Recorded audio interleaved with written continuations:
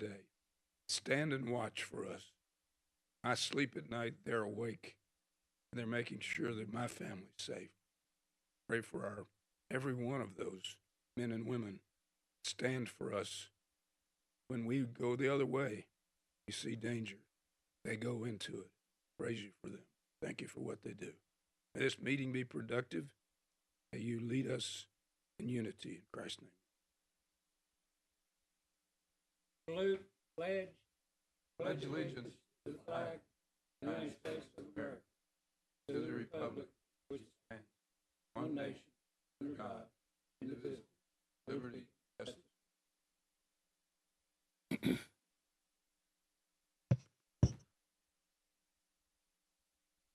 I'd like to welcome our committee members that are here, Howard and Bill. See a couple of our other commissioners around, so it'll be good to get started. We'll go ahead and get started. Do we have approval of the agenda from our last meeting? Mr. Winters with approval, Mr. Howard Thompson with a second.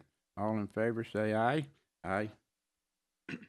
Not wasting any time, we'll move right on into the agenda. We'll call on Sheriff to come up with agenda item A, tier update. Thank you all for having the meeting. We're glad to be here. We're going to make it short and sweet and try to get through the agenda quick. I think they got some in the room at 12. We're going to start out with item A, the tier update. This is the accreditation update, which brings us extra monies for each state inmate. The state actually raised it from $3 to $6, so every day we get $6 additional as long as we're accredited for each state inmate, which I've been looking at the numbers. It probably amounts up to around $200,000 a year extra monies that we're bringing in from those inmates. And I think Elizabeth Harris and Sergeant Harris and Captain Walls are going to present.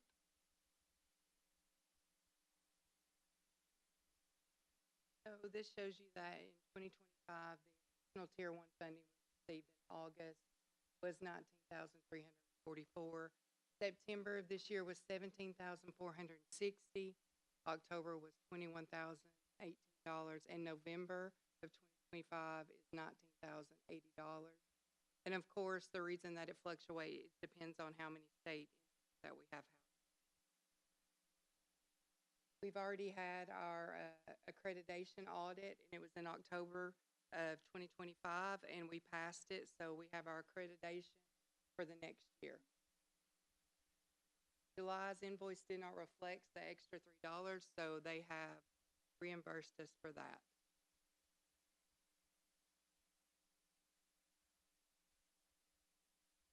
Yeah, Mr. Chairman.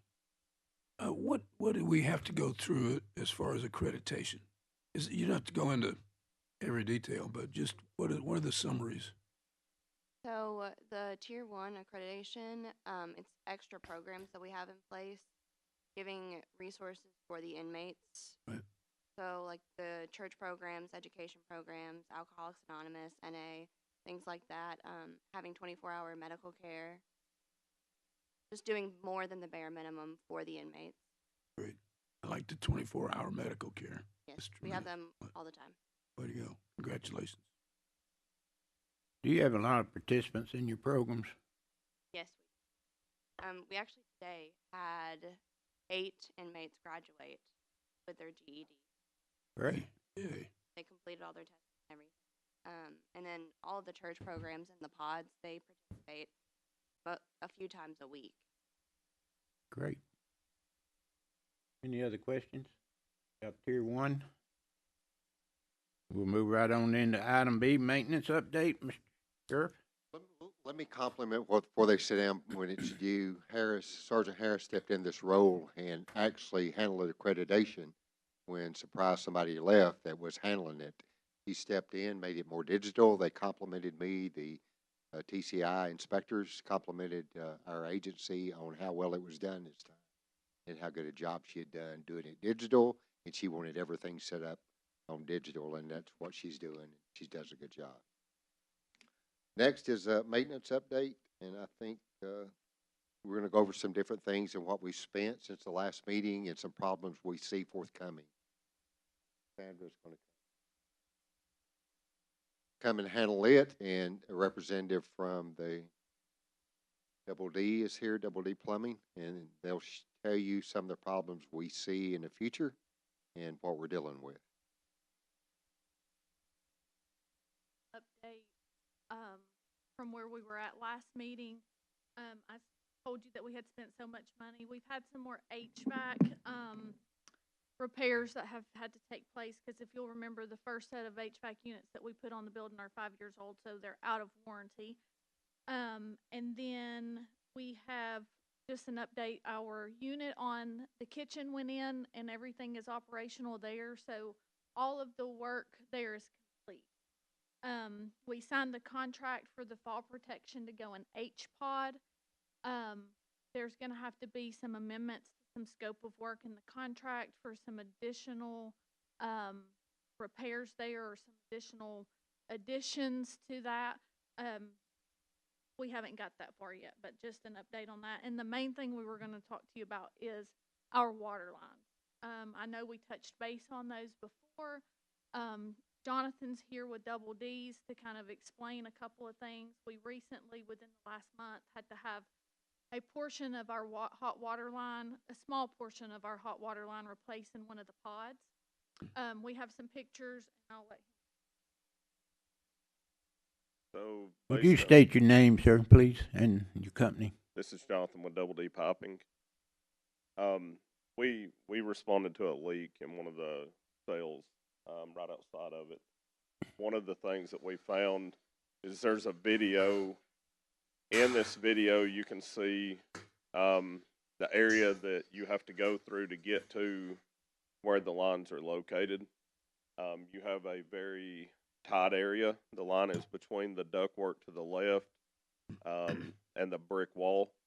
Where that line comes through the brick wall, it 90s up. So it turns and it feeds the upper area, which is what you can see. The two white pieces is what originally the copper piece in the picture, which is the top item, look like. Once to get there, that's a task. You have to cut sheetrock, you have to cut through metal, and then you have to find a way to get there to that area.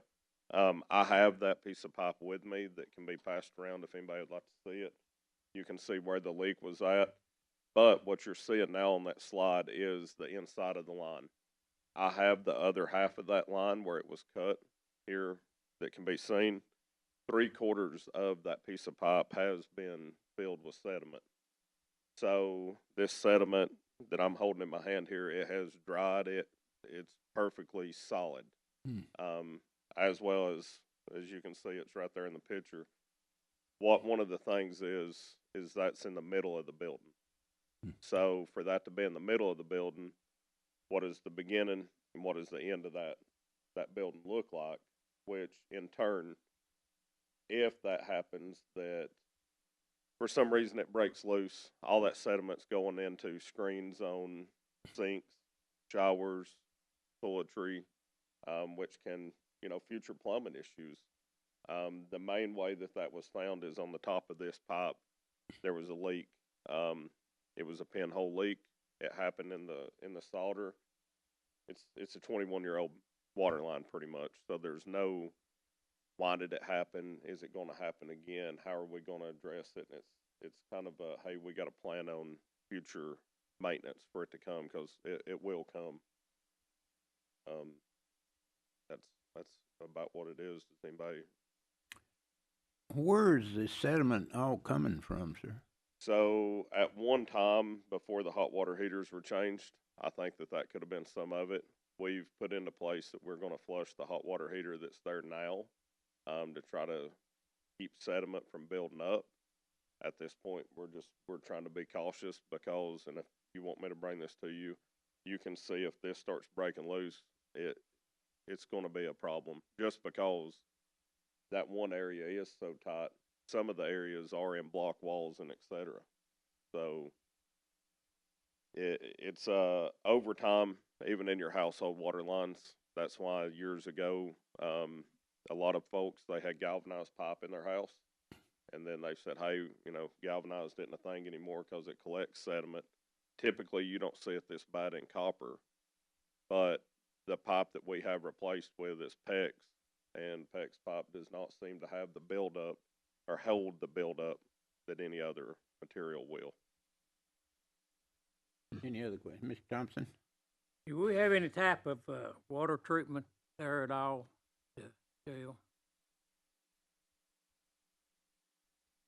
So the city filters and chlorinates and treats the water. As far as on site that I'm aware of, and it's just what I'm aware of, there's not. So that's mostly what, lime buildup? Yes, sir. stuff like that? Would you like to see it? I know what you're talking about. We have it in our area out there Okay. too, you know, and have a lot of problem with it, but it's lime buildup and you gotta have a treatment to take care of that, but it costs a lot of money to do that too. So, that's just a question I asked her, was it lime buildup? It's lime and calcium, I feel like, Okay. and probably just, there could be a little bit of other media, that makes it through, but there are Y strainers on the line to catch anything that's major, sediment that could come from an underground leak or a repair, so. Mr. Winters? Thank you, Mr. Chairman. What's the solution to this problem? We've talked about a couple of things. One of the main things is, I think, fix it as an as-needed basis, just because as you can see in that first picture, there's no way really to just, hey, we're gonna go in and change this. It's a process that in the area, they're a secure area where it's at, but to access it, to get to it, just to do a standard repair, it would be costly. You're taking a step at a time. Yes, sir. What kind of money would that be? It all depends. I think that this last repair, by the time that we got everything done and got access and into the area, it was around a little over $1,000. And it's more of you have to get on both sides of the wall and above it to make the repair. That does not include repairing the sheetrock or the other material. And then something that we also run into is whenever a leak like that happens, water gets in fixtures and other things that, could cause damage to that with the lighting. So what is the immediate thing that needs to be done? I would, if my personal opinion and professional opinion is, I would plan on putting in extra money into the budget for these repairs as they happen. You can't necessarily say when it's going to happen or if it'll happen. It could be today, it could be tomorrow. We could be back out for another repair. How much per each? I think if you're just starting, how much would you?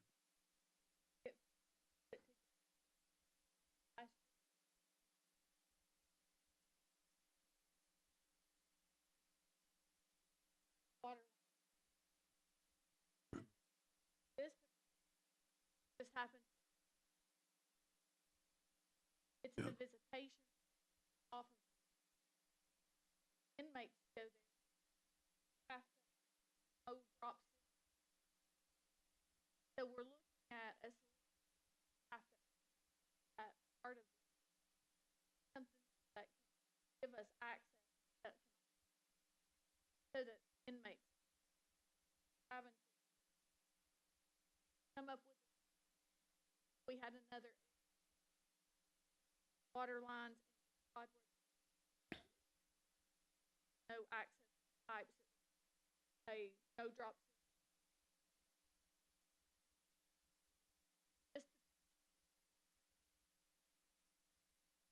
Mr. Thompson? I guess it'd be expensive to have a water treatment system set up, wouldn't it? It would be, yes, sir. My fear at this point is if a water treatment was to be put on, what would happen to all the sediment in the line? Right. Because as you can see in that picture and in my hand, over 3/4 of that 1-inch line is sealed with sediment. So if that treatment starts breaking it loose, is it going to break it loose a layer at a time? Is it going to break it loose a piece at a time? And is that piece going to end up down a line and clog something downstream dramatically? And that's the unknown with it, that we're trying to look and come up with solutions and ideas to the best way. And then, like Cassandra was saying, for the future, you know, are we gonna put in a lock, you know, hatch right there that we can get access for long term, because there is 2 other lines right there in that same area. There's 3 lines that run through there. You think PEX, replacing it with PEX will help it? I honestly do. I don't feel like that it's gonna have the build up, as well as the PEX pipe is a little more flexible, so you can make your turns a little Right. bit easier for those tight areas.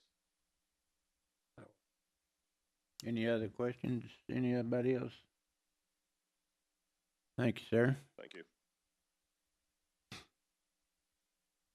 I'll just say in addition to that, I know there's one leak in the wall, and it's in the north training room. We've been looking at it, and I've got them looking at it now, and we may have to do something about it. Don't know where it's coming from.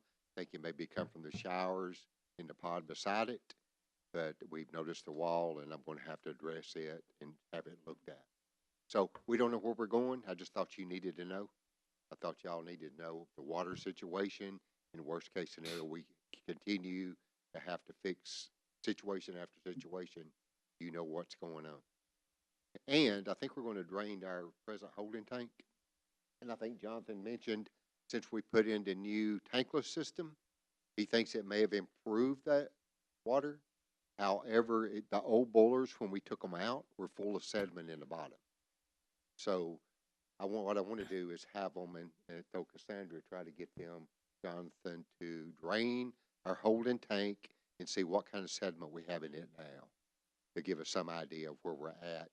And are we better than we were when we had the old boilers? I think we are. Good. Any questions, Sheriff, on that?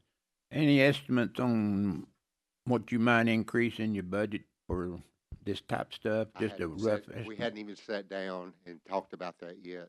I think I've said that's one of the things I'll have to increase is the building maintenance. I'm going to try to be just the things we really need in the budget, but there's certain things will have to be increased, and one of them is definitely building maintenance. I don't know the figure yet, so Okay. as I stand here, I don't have a figure. I want to be reasonable, but I want to have enough money to repair the place I'm just there for a short time, taking care of the place for you. And I just need to make sure we take care of it in the future. As of right now, how much, has your maintenance budget, how much, I think you said over half of it's already been spent, Cassandra? We know half of it's gone. But Goes from last budget year, but I know that, once this budget year started, the process for POs has kind of changed as well. So, with those expiring in December, it also may put, because we've never really had to have true numbers, because I've had carryover money that I've been able to spend in the previous budget. So it's gonna take us some time to really sit down and decide if, what the cost is gonna be. Okay, thank you. And I'm sure y'all be on top of that and yeah, looking it's at it. new to us this year, and I think the mayor will agree, because open purchase orders are to be being treated differently, and we're trying to adjust to see what we need. So we'll get a better idea as we go through this year, but we will have to address each project by project as we go. Where we go, I don't know. I'll communicate with y'all if we see a big problem coming. Thank you, Sheriff. Medical update? Yeah, the medical update. Just to touch base, just to kind of give you an idea on where we're at. So we have 2 lines for medical, a line that pays just the contract amount, and then we have a $5.99 other charges line that pays for everything additional. So, like I've said before, it pays for off-site medical costs, all pharmaceuticals, on-site labs, on-site mobile imaging. So just wanted to kind of give an update that in the first 4 months, we've spent $199,481.39 on off-site medical costs, pharmaceuticals, all of the other expenses that go into medical. That is, we haven't received invoices. We had a female that jumped within this month. we were responsible for at least a week in the hospital for her. She had 3 surgeries. The last female that we had, once our prices were negotiated with Erlanger, we had to pay $32,000. So that came out of this budget as well. So just to give a heads up, I don't know what that cost is going to be, but hopefully the fall protection that we're going to put in HPOD will help with at least that cost. And we currently have a female in the hospital now that's been there for a week. She's had a surgery. Don't know what that cost will end up being once we have our negotiated pricing.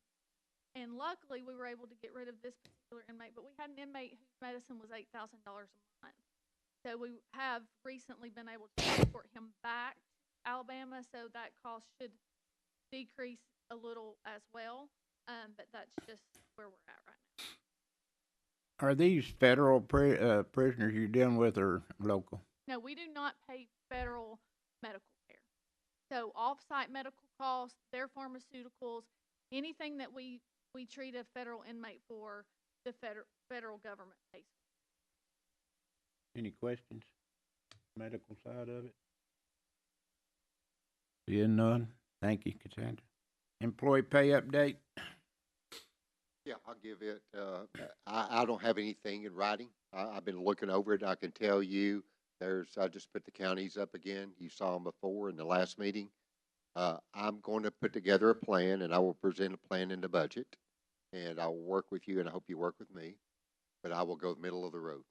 And I can tell you it's middle of the road, and I know what that number is in my mind, and I will lay that out as to, it will be average for the surrounding areas and the sheriff's office.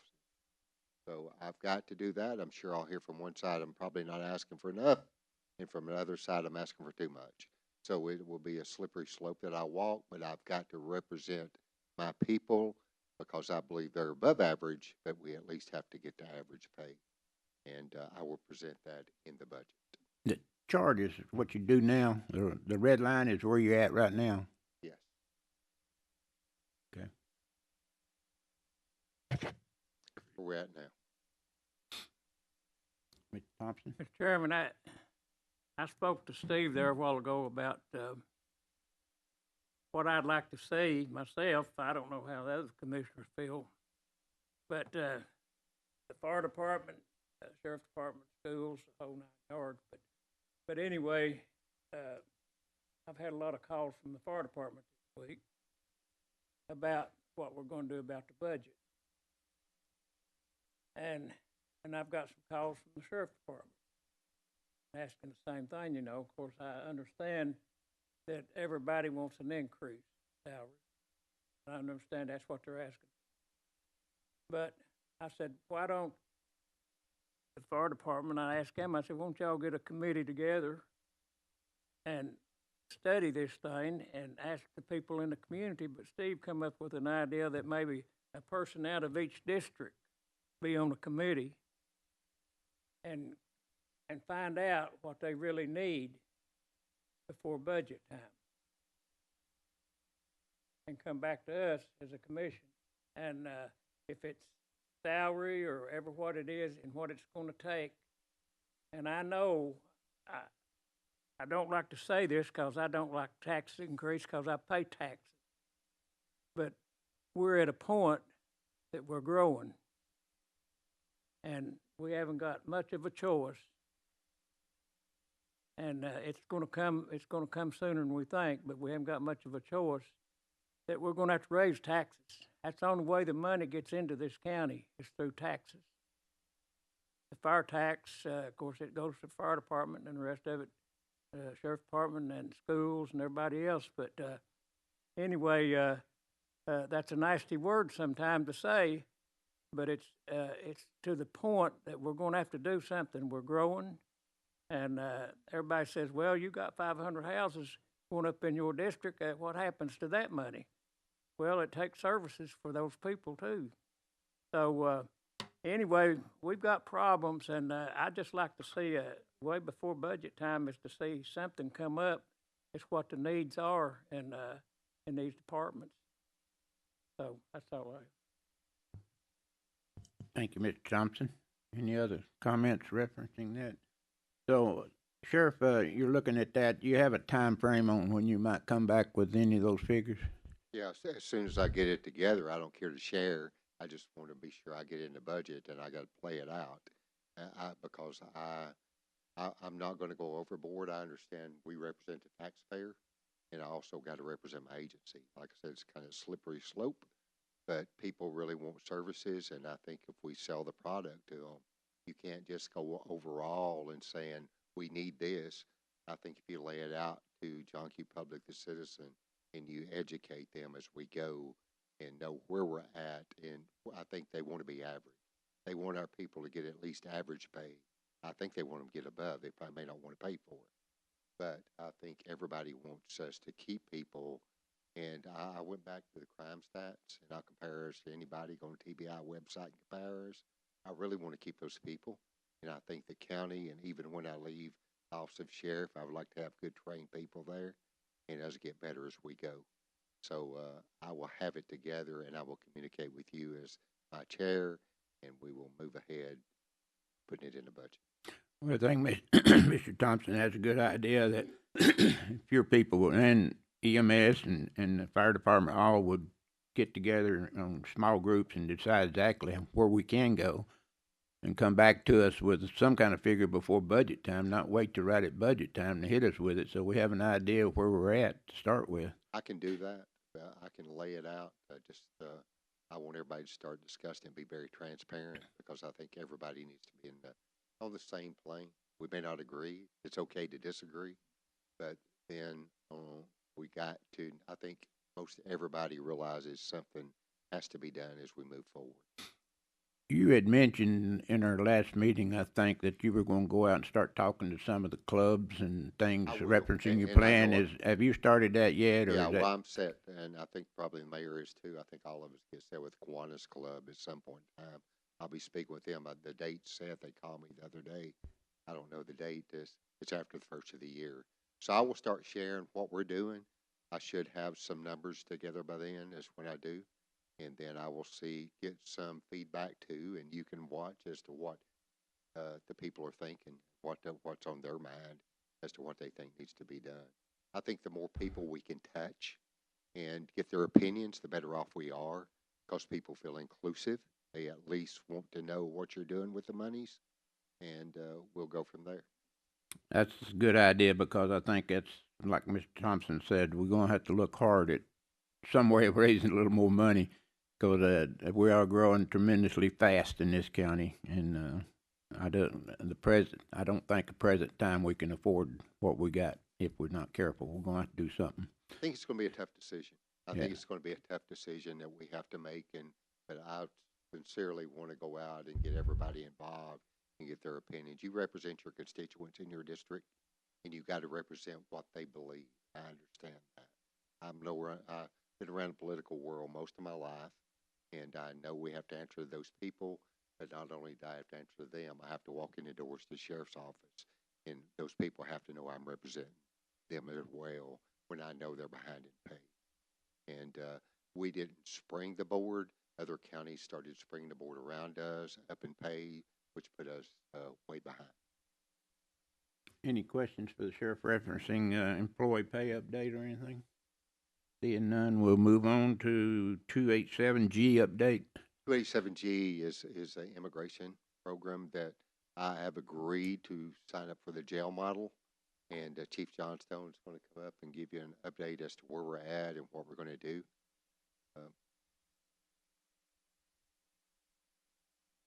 Sheriff said I'll give you a brief overview of what the 287G jail enforcement model is.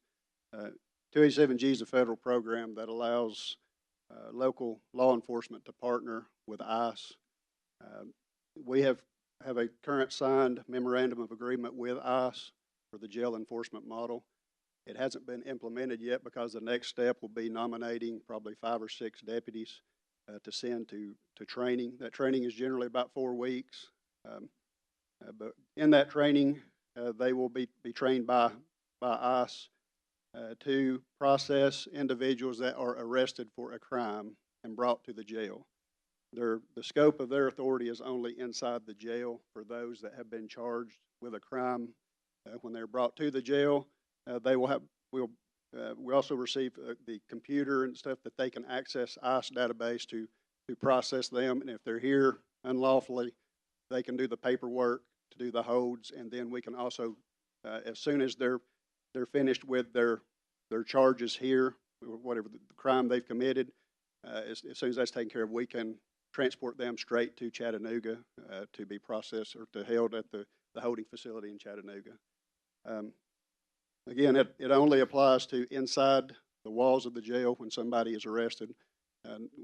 We will not have anybody that has authority to go out and check their status or outside in the community. Also, as part of it, since we will be transporting inmates or transporting those individuals after they're through here to the Chattanooga holding facility, the state has a grant for that would be eligible for a transport van, since would be transporting some of those. Questions? Any questions, Mr. Winters? Have we had much movement of this quality of person we're trying to work with that are illegal, that are also committing crimes? Are we having much of that at this point?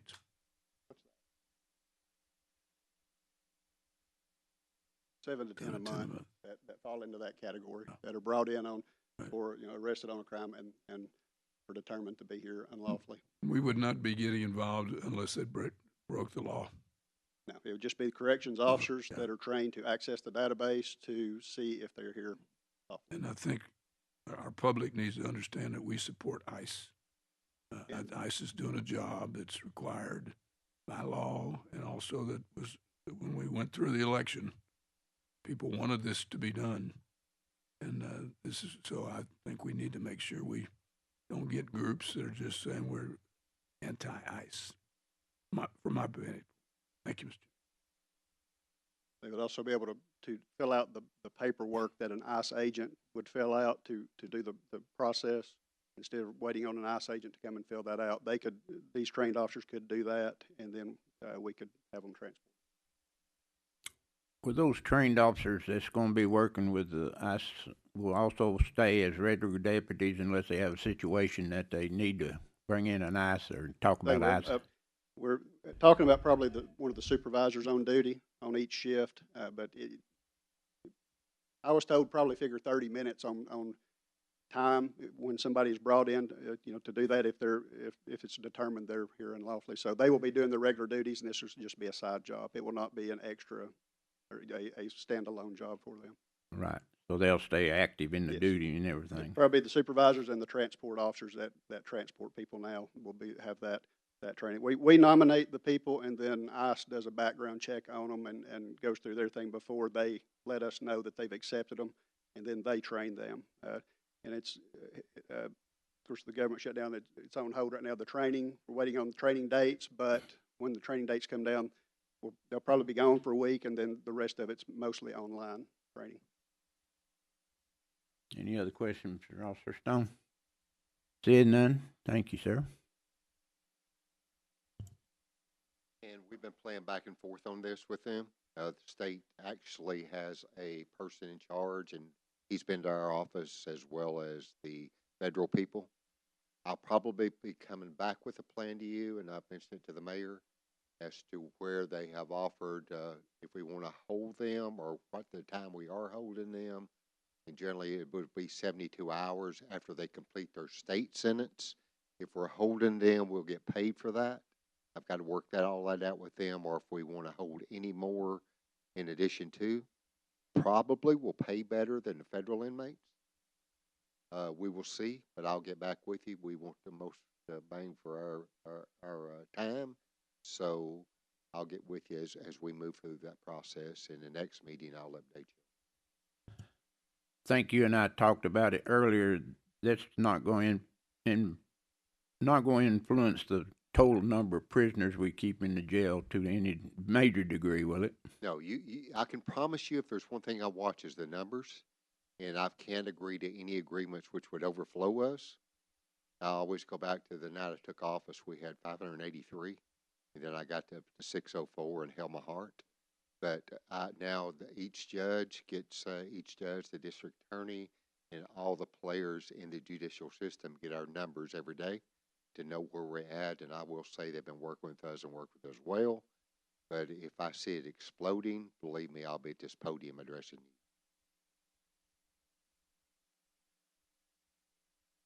you. If not, any other business we need to conduct, at this point in time? Anything else, Sheriff, Mayor, anybody? Any